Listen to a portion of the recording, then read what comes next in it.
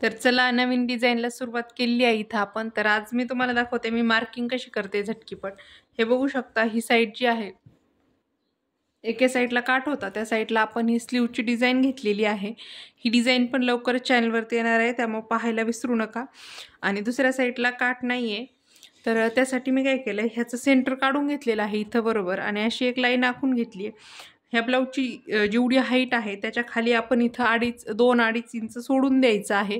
त्यानंतर इथून height major केली होती, तर इथपर्यंत त्यांची 13 हाईट होती, इथपर्यंत हाईट आली होती. तर जस्ट इथपर्यंत हाईट आली. आणि हे जे आहे तर हे ब्लाऊजचं सेंटर आहे, आपलं ब्लाऊजच्या पिसाचं 2 भाग सारखे करून हे जे सेंटर निघतं इथून अशी एक लाईन ड्रॉ केली होती. आणि इथपर्यंत आपली हाईट आहे ब्लाऊजची, किंवा नाही घेतली तरी पण चालेल, फक्त सेंटर घ्यायचं ब्लाऊज पीसचं. आणि ती इथं खाली असं 2-3 इंच सोडून द्यायचं. आणि त्यानंतर आपण रिंगला कापड लावून घ्यायचं, म्हणजे जेणेकरून आपल्याला शिलाई मार्जिन वगैरे खाली राहील यासाठी. तर आता मी इथं गळा दाखवते तुम्हाला की मी कशा पद्धतीनं गळा टाकते ते. तर इथं बघू शकता, इथं आपण एक सरळ लाईन आखून घ्यायची आहे सगळ्यात अगोदर. तर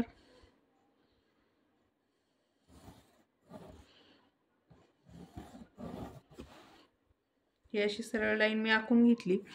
त्यानंतर इथं मी काय करते, इथं 2.5 इंच टाकते. हे आपलं फक्त वर्कचं मार्किंग आहे, शिलाईचं मार्किंग नाही आहे. त्यानंतर आपला गळा जो आहे ना तो आपण 9.5 वरती ठेवणार आहोत. ब्लाऊजचा एक्झॅक्ट गळा मोजायचा आणि तो घ्यायचा. तर इथं खाली आपण 2.5 इंचापेक्षा थोडंसं 2 रेषा जास्त घेतोय, म्हणजे खालच्या साईडला गळा जो आहे तर तो थोडा पसरट होतो, एकदम असा चिटकून होत नाही यासाठी. आणि इथपासून हे पॉईंट जे आहेत ना ते तर अशा प्रकारे जोडून घ्यायचे. तुम्ही हेच मेजरमेंट ब्लाऊज पीसवरती खाली रिंगला कापड न लावता देखील अशा पद्धतीनं करू शकता. त्यानंतर इथं असा हाताने आकार दिला तरी देखील चालतं, किंवा मग मोजून दिला तरी देखील चालतं. तर इथं बघू इथं एकदम नॉर्मल थोडंसं खाली घेते मी.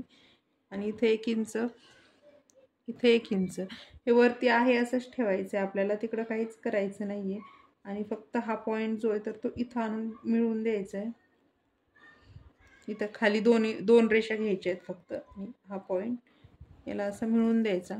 त्यानंतर हा इथला 1 इंचाचा पॉईंट जो आहे तर तो देखील इथं असा मिळवून घ्यायचा आहे. इथं तुम्हाला लक्ष ठेवायचं, एकदम गोल आकार आला पाहिजे, कसाही द्या, फक्त इथं गोल आला पाहिजे आकार.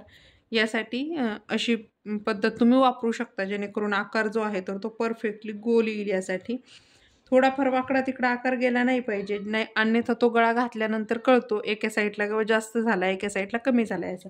आणि इथपासून आपल्याला पूर्ण हे जे आहे, ही जी लाईन आहे हिच्यावरतीच आपल्याला चेंज द्यायला सुरुवात करायची.